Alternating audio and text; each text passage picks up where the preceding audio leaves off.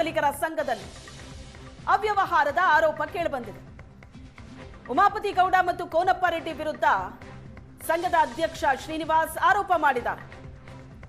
ಉಮಾಪತಿ ಗೌಡ ಲಂಚ ಕೇಳಿದ್ದಾರೆ ಅಂತ ಸಂಘದ ಅಧ್ಯಕ್ಷ ಶ್ರೀನಿವಾಸ್ ಆರೋಪ ಮಾಡಿರೋದು. ಆದರೆ ಅದಕ್ಕೆ ಉಮಾಪತಿ ಗೌಡ ಉತ್ತರ ಕೊಟ್ಟಿದ್ದಾರೆ. ಯಾವುದೇ ಲಂಚವನ್ನ ನಾನು ಕೇಳಲಿಲ್ಲ, ಆದರೆ ಶ್ರೀಧರ್ ಎಂಬಾತ 3-4% ಇಲ್ಲದೆ ಯಾವುದಕ್ಕೂ ಸಹಿ ಹಾಕಲ್ಲ.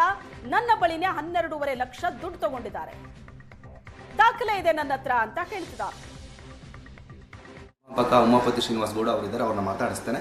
ಸರ್, ಪ್ರಮುಖವಾಗಿ ಏನು ಕೋನಪ್ಪ ರೆಡ್ಡಿ ಮತ್ತು ನಿಮ್ಮ ಮೇಲೆ ಒಂದು ಕಡೆ ಶ್ರೀಧರ್ ಅವರು ಮತ್ತು ರಾಜ್ಯ ಒಕ್ಕಲಿಗ ಸಂಘದ ಅಧ್ಯಕ್ಷರಿಂದ ಶ್ರೀನಿವಾಸ್ ಅವರು ಒಂದಿಷ್ಟು ಆರೋಪಗಳನ್ನು ಮಾಡ್ತಾ ಇರುವಂಥದ್ದು, ಅದ್ರ ಬಗ್ಗೆ ತಮ್ಮ ಪ್ರತಿಕ್ರಿಯೆ ಸರ್? ಸರ್, ಈಗ ಪ್ರತ್ಯಾರೋಪ ಏನಕ್ಕೆ ಬಂದಿದೆ ಅಂದರೆ, ಅವರು ಮಾಡಿರ್ತಕ್ಕಂಥ ಕರ್ಮಕಾಂಡಗಳನ್ನ ಮುಚ್ಚಬೇಕು ಅಂದರೆ ಏನು ಹೇಡಿಗಳ ಕೊನೆಯ ಅಸ್ತ್ರ ಏನು ಅಂದರೆ ಆರೋಪ, ಇಲ್ಲದ ಸಲ್ಲದ ಅಪಪ್ರಚಾರ ಮತ್ತು ವೈಷಮ್ಯಗಳು ಇವೆಲ್ಲ ಆಗ್ತದೆ. ಶ್ರೀನಿವಾಸ್ ಅವರು ಪಾಪ ಅಧ್ಯಕ್ಷರು, ಮನೆ ಅಧ್ಯಕ್ಷರು ಭಾಳ ಗೌರವವಾಗಿ ಮಾತಾಡಿದ್ದಾರೆ.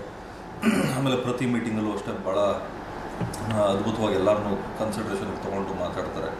ಬಟ್ ಆದರೆ ಅವ್ರುಗಳಿಗೆ ಕೆಲಸ ಮಾಡಲಿಕ್ಕೆ ಈಗ ಸ್ವಾತಂತ್ರ್ಯ ಸಿಗ್ತಾರೆ. ಏನು ತಾವು ಹೇಳಿದ್ರಿ, ಶ್ರೀಧರ್ ಅಂತ ಹೇಳಿದ್ರಿ, ಶ್ರೀಧರ್ ಕಥೆ ಏನು ಅಂತ ಮೈಸೂರಲ್ಲೂ ಕೇಳಿ, ಸಂಘದಲ್ಲೂ ಕೇಳಿ. 3-4% ಇಲ್ಲದೆ ಯಾವ ಫೈಲು ಸೈನ್ ಹಾಕೋದಿಲ್ಲ. ಸ್ವತಃ ನನ್ನ ಹತ್ರನೇ ನಮ್ಮ ಟೀಮಲ್ಲಿ ಉಳ್ಕೊಳ್ಳಿಕ್ಕೆ ಅಂಥೇಳಿ 12.5 ಲಕ್ಷ ತೊಗೊಂಡ ಮಹಾನ್ ಭಾವ. ಸೊ ಸ್ನೇಹಿತ, ಮಾತಾಡಬಾರ್ದು ಅಂದ್ಕೊಂಡಿದ್ದೆ.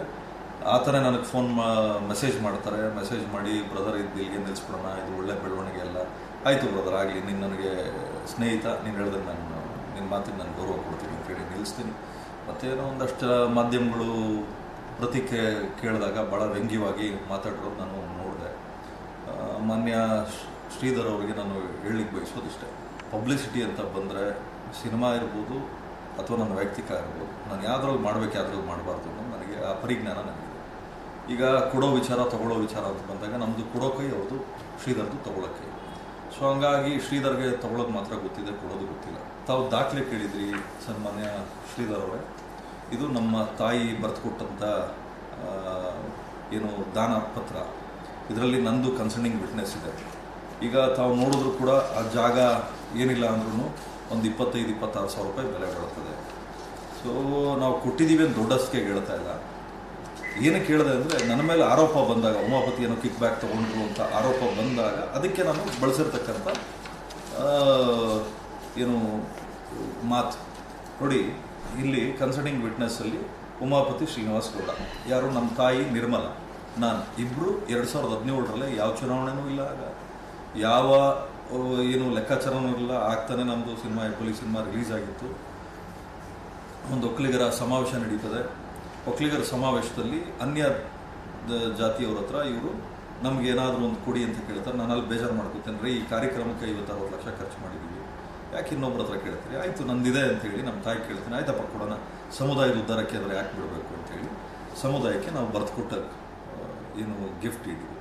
ಇಲ್ಲೇ ಶ್ರೀಧರ್ ಅವರು ಏನು ನನಗೆ ಮಾನಸಿಕ ತೊಂದರೆ ಇದೆ ಅಂತ ಹೇಳಿದ್ದಾರೆ. ಇದ್ದರೆ ಖಂಡಿತವಾಗ್ಲೂ ನಾನು ಆಸ್ಪತ್ರೆಗೆ ನಿಮ್ಮನ್ನು ಜೊತೆಲಿ ಕರ್ಕೊಂಡು ಹೋಗ್ತೀನಿ. ಯಾಕಂದರೆ ಫಾರ್ಮ್ ಫಿಲ್ ಮಾಡೋಕ್ಕೆಲ್ಲ ಬೇಕಲ್ಲ, ಅವ್ರಿಗೆ ಚೆಕ್ಗಳ ಸೈನ್ ಹಾಕಿಸಿ ಪರ್ಸೆಂಟೇಜ್ಗಳು ಬರೆಯೋ ಅಭ್ಯಾಸ ಇರೋದ್ರಿಂದ ನಾನು ಅವ್ರನ್ನೇ ಕರ್ಕೊಂಡು ಹೋಗ್ತೀನಿ. ಕಮಲ್ ಪ್ರಸಾದ್ ಜೊತೆ ಸುಮನ್, ಏಷ್ಯಾನೆಟ್ ಸುವರ್ಣ ನ್ಯೂಸ್, ಬೆಂಗಳೂರು.